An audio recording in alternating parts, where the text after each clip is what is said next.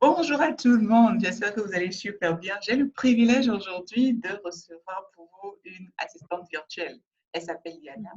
Et pour les personnes Mhm. qui ne connaissent pas, je m'appelle Farotinou, je suis assistante de direction, je suis assistante virtuelle. Et principalement, ce que je fais, c'est aider les assistants de direction à travailler de façon professionnelle. Comment, à travers des outils, à travers des stratégies, à travers des applications que je mets à disposition pour qu'elles puissent être incontournables aux yeux de leur manager et des équipes qui les assistent. Aujourd'hui, le monde est en train d'aller global, si je peux m'exprimer ainsi. Les entreprises sont en train d'aller en ligne et de plus en plus, ceux et celles qui arrivent à pivoter et à pouvoir concrètement proposer le service en ligne sont les personnes qui sont les plus en sécurité aujourd'hui. C'est dans ce cadre que j'ai interviewé Liana pour vous. Liana, elle est malgache. Je vais la laisser se présenter rapidement. Elle est malgache. Elle est assistante virtuelle depuis des années. Elle va nous dire depuis combien de temps elle est assistante de direction. Et ensemble avec elle, on va vraiment naviguer dans comment je dis, dans l'univers de l'assistance virtuelle. Elle va nous parler du métier, elle va nous parler de ce qu'elle fait, et surtout, elle va nous dire si elle est vraiment touchée par cette crise. Je sais qu'elle n'est pas touchée par cette crise. Elle va nous rassurer qu'elle n'est pas du tout touchée par cette crise. Alors, Liana, comment tu vas? Très bien. Bonjour Flore déjà et merci pour cette interview. Je donc, Euh, je vais, je vais très bien. Je travaille dans ma maison là. Et oui, voilà. donc tu es chez toi là actuellement, c'est ça? Tu travailles Oui, à je la suis maison, chez moi, je travaille et je continue de travailler malgré la crise. n'est-ce pas? Alors dis-moi, ça fait combien de temps que tu es assistante virtuelle?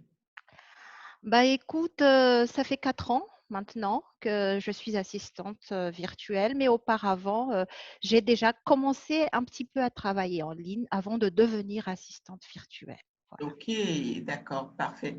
Et comment est-ce que ça a commencé en fait? Pourquoi tu as choisi de travailler en ligne?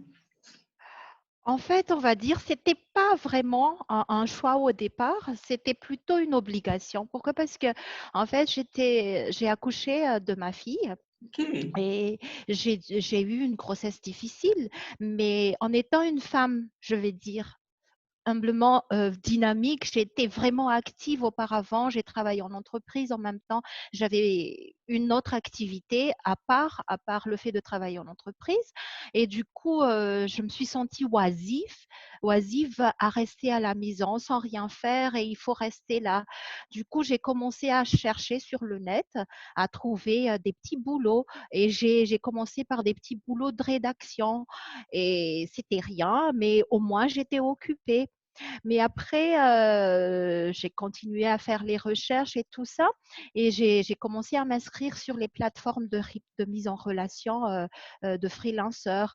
Et c'est à partir de là que j'ai trouvé que je pourrais faire le métier d'assistante virtuelle. Voilà.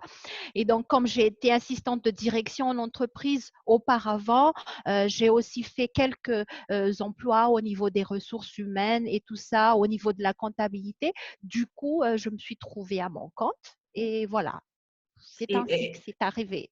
ok. Et est-ce que ça a été difficile pour toi de travailler en ligne? Parce que tu as eu une grossesse difficile, après tu as Mhm. accouché. Est-ce que le fait de ne pas travailler en entreprise a été difficile pour toi? Non, pas vraiment, parce que j'ai basculé comme ça automatiquement.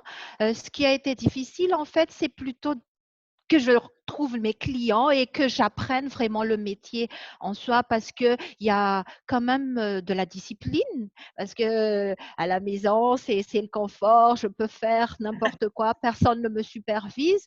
Quoique certains de mes clients micromanagent le travail, si je peux me permettre de dire ça. Mais en même temps, j'étais plutôt libre par rapport au fait de travailler en entreprise. Donc, du coup, c'était pas tellement difficile, mais c'est plutôt comment retrouver mes repères et comment avancer et pouvoir bâtir mon portefeuille. C'était ça qui était le challenge derrière. Ok, donc si Voilà. je comprends bien, pour travailler à la maison, il faut une certaine discipline, ok? Parce Tout qu'il à y a fait, le oui. confort de la maison et quand on ne sait pas faire, on a tôt fait de passer plus de temps au lit, plus de temps en pyjama.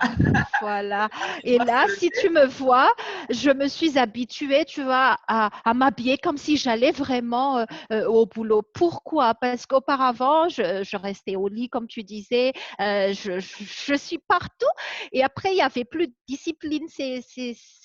je me sentais pas vraiment engagée. Et là, après une année, je pense, que je me suis forgée et tout ça, là, je suis comme ça. Voilà.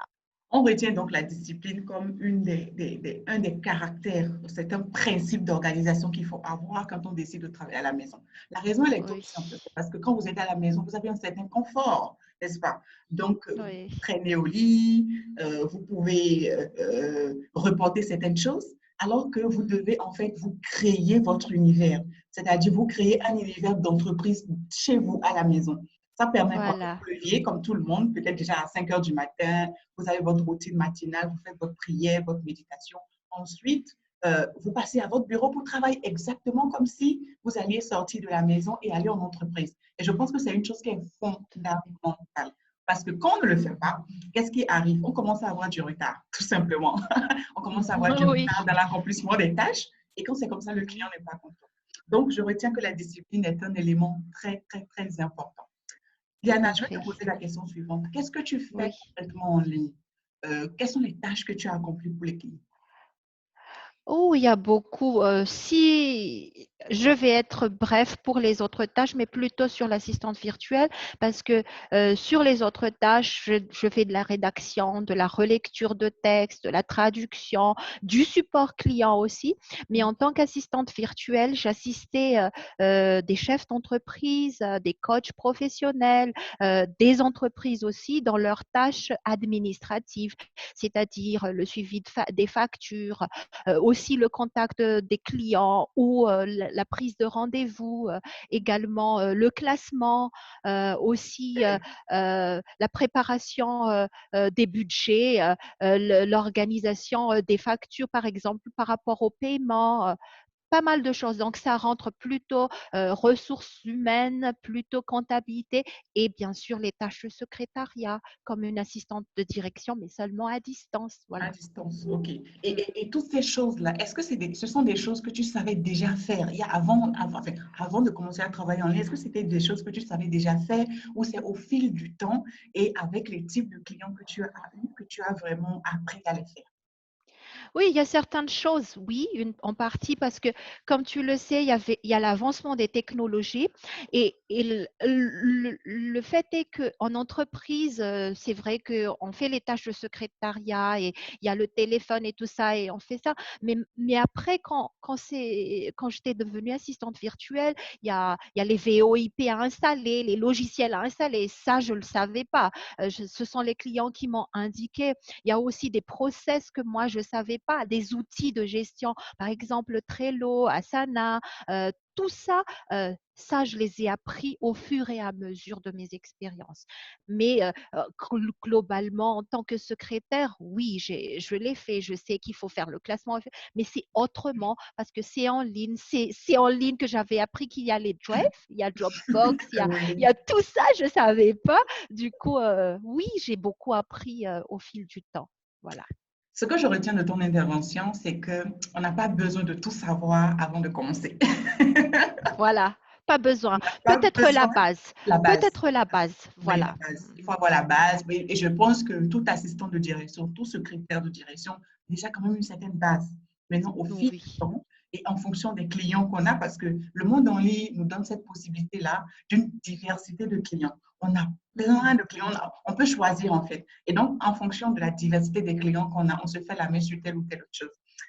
Mhm. Iliana, elle a commencé par la rédaction, la relecture, ensuite elle a fait de la traduction et au fil des ans et en fonction des clients qu'elle a eus, elle est allée sur les tâches de comptabilité, suivi des factures, rédaction de ci et de ça, installation de logiciels et tout ça lui donne en fait un portfolio de compétences, si je peux m'exprimer ainsi. Elle a des compétences qu'elle peut vendre à plusieurs personnes à la fois. C'est vraiment très enrichissant ce qu'elle nous apprend là. Et j'espère que toi qui me suis, j'espère que tu prends note. J'espère que au travers de cette interview, tu vas pouvoir ouvrir ton entendement, ouvrir ton intelligence et comprendre que tout ce que tu sais faire, ne serait-ce que tout petit, de toutes petites choses que tu sais faire, que tu peux véritablement les mettre en ligne et commencer à gagner de l'argent. Alors, dis-moi, est-ce que tu travailles seul ou tu as d'autres personnes qui travaillent avec toi, Liana? Je travaille seule en général. D'accord. Mais par contre, puisque Là, actuellement, j'ai un portefeuille, si je peux me dire ça, de 100 clients réguliers en Waouh! 4 ans. Et donc, Attends, et attends, attends, donc, attends, attends, attends, je vais revenir là-dessus. En quatre mm, ans, tu t'es fait un portefeuille de 100 clients réguliers. C'est ça. oh oui, Donc, c'est-à-dire c'est ça. qu'il pleuve, il neige, il vente. Même si la terre s'arrête demain, tu as 100 clients qui travaillent avec toi de façon régulière. Oui. My God. OK, vas-y. Et qu'est-ce qui se passe? Ce sont des clients qui me donnent du travail à temps partiel, une Mhm. petite rédaction ici et là, le support client, quelques mails à répondre et tout ça. Ça, je peux encore gérer parce que c'est quelques heures juste de passage sur les plateformes et tout ça. Je m'organise ainsi. Mais en revanche, s'il y a des clients, mes clients qui ont des gros projets et que j'arrive pas à faire puisqu'il y a mes clients, on va dire réguliers et tout Oui, ça, du coup, vraiment très régulier. Du coup, je dis, ah, j'arrive pas, je stoppe la commande et je propose d'autres amis freelanceurs OK. qui sont libres. Voilà. OK.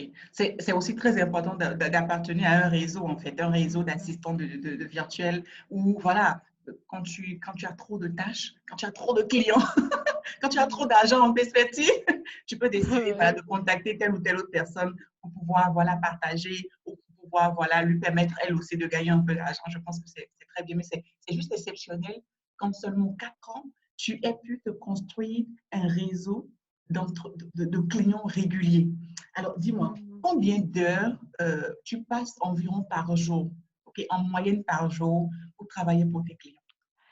Alors là, minimum 8 heures. Ok, Minimum 8 heures, 8 heures. mais ça va au-delà, jusqu'à 12 heures, Des je dirais, fois. si je suis exténuée, mais, mais minimum 8 heures. Et donc, Voilà. ça veut dire que, et ça, c'est parce que tu as beaucoup de clients, n'est-ce pas? Oui. OK. Mm, Parce que, par exemple, tu peux choisir un client et dire que, bon, je ne travaille qu'une heure par semaine ou une heure, non, pas par semaine, une heure par jour, une heure jour. et demie par jour. Et donc, tu as la possibilité de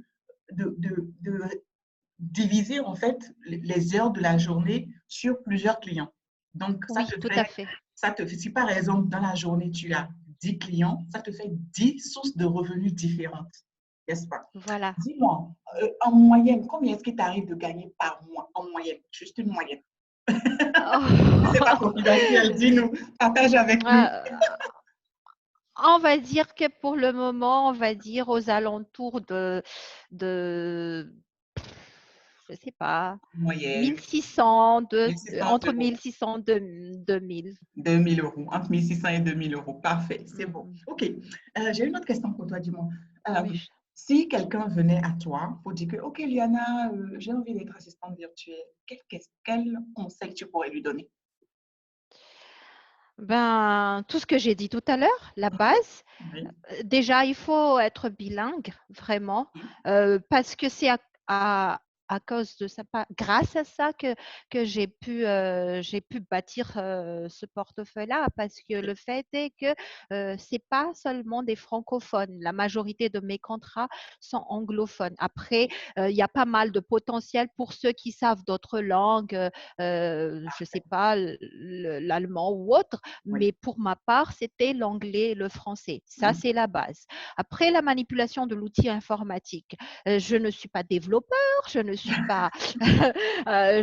pas vraiment, on va dire, je ne suis pas pro, mais au moins la base, c'est vraiment savoir surfer sur le net ou faire des recherches parce que c'est Mhm. sur le net que la majorité des informations j'ai obtenues. Donc, il faut Absolument. ça. Donc, pour devenir assistante virtuelle, d'abord la base. Et comme tu as précisé, la discipline Mhm. et aussi monter son entreprise en tant qu'entrepreneur individuel parce que je ne sais pas dans d'autres pays, mais partout où on rentre sur les plateformes, il faut un statut. Un statut, il faut des documents enregistrés, il faut faire partie des contribuables et payer les taxes aussi Absolument. et investir parce qu'il faut avoir le minimum, les équipements, l'Internet qui est là, le box Oui. et tout ce qui va avec. D'accord. Et aussi, savoir s'organiser, mettre en place une organisation, comment gérer les clients. et bien répondre aussi parce que c'est important. C'est C'est la n'est-ce pas? première façade. Oui. Voilà. Et je suppose que tu n'as pas eu tout ça la première année que tu as commencé à travailler. Tu as été mollo mollo petit à petit. Mais j'ai galéré grave, N'est-ce ça, pas? je peux le promettre.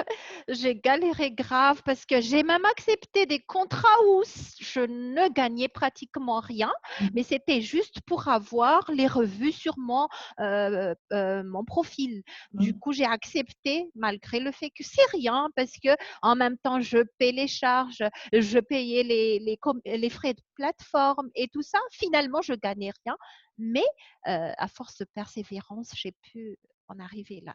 Voilà. Et je pense que dans tout domaine d'activité, il faut faire ce sacrifice-là avant de commencer. Tout à C'est-à-dire fait. que tu n'as rien de façon gratuite, en fait.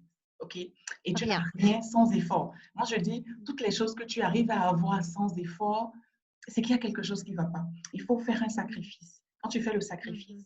ben, le ciel, le Dieu t'ouvre en fait les portes. Si elle n'avait pas accepté de faire des sacrifices, au début, on travaille, tu peux dire, OK, ce mois-ci, je vais travailler ou presque rien pour avoir des témoignages. Et ces témoignages-là, je les Mhm. mets sur les plateformes, je me mets sur les réseaux sociaux, je les mets sur les réseaux sociaux pour attirer à moi des clients. Merci vraiment, Mhm. Liana, pour Moi, je ce t'en temps que prie. tu nous as accordé. Je sais que tu es très, très, très occupée. Je ne vais pas te retenir plus que ça. Ce que je retiens de notre entretien, et ce que je voudrais que tu retiennes, toi qui me suis, c'est que c'est possible. C'est possible pour toi de transposer ce que tu sais faire en présentiel et de le mettre en ligne. C'est possible pour toi d'avoir un portefeuille client. Elle a un portefeuille client d'environ 100 clients réguliers sur 4 ans. Elle est arrivée à le faire. Donc, c'est possible. Il faut du travail, il faut de l'organisation, il faut de la discipline pour arriver. On n'a pas dit que ça va être facile, mais on a dit que c'est Mhm. possible. Et on n'a pas non plus dit que ça va être très difficile. Non, c'est juste dans la Oui. norme des choses. Quand tu aimes ce que Mhm. tu fais, quand tu aimes servir, parce que le métier d'assistant de direction, c'est un métier de service. Il faut aimer ce qu'on fait. Quand tu aimes ce que tu fais, quand tu sais, quand tu aimes faire ces choses-là, eh bien, ça arrive à toi tout seul. Je t'encourage vraiment à sauter le pas. Parce que la crise que nous vivons maintenant, elle va finir cette crise, mais le monde ne sera plus jamais comme avant. Le monde ne sera Tout plus à fait. jamais comme avant. Beaucoup d'entreprises, encore plus d'entreprises vont fermer le bâtiment, entreprises bâtiments, et vont se mettre en ligne. Et si tu n'as pas les compétences qu'il faut pour commencer, ça va être compliqué pour toi. Elle a parlé de toutes les tâches que tu peux faire en tant qu'assistante virtuelle, de ce que tu peux apprendre à faire au fil des ans, au fil des mois. Et je t'encourage vraiment à le faire. Et comme je me tue, comme je le dis depuis quelques temps déjà, la formation assistante virtuelle professionnelle départ de mai prochain. Je t'invite vraiment, vraiment, vraiment à cliquer sur le lien là-haut et à t'enregistrer. Clique sur le lien là-haut, je ferai un entretien avec toi pour voir un peu où est-ce que tu en es aujourd'hui, qu'est-ce que tu as fait dans le passé et surtout une motivation. C'est important que je connaisse tes motivations et que je puisse m'assurer que je suis la bonne personne pour toi. Et ensuite, on parlera modalité de paiement et tu vas rejoindre la formation. Voilà. Merci beaucoup, Liana. Euh... ah, tout ça. Sorry. Merci beaucoup, Liana. Ça a été un plaisir de te recevoir. Ça va? Ça a été un plaisir de te recevoir. Merci beaucoup. Je te souhaite plein succès dans ce que tu fais. Merci, Et que Flore. j'ai recours au service de Liana sur le plan vraiment virtuel. Elle m'aide dans pas mal de choses que je fais. C'est quelqu'un que je connais et elle travaille aussi avec des coachs et entrepreneurs que je connais. Merci beaucoup, Liana. Prends soin de toi. Merci. Bisous à la Au famille revoir. et à très bientôt. Au revoir. Au revoir.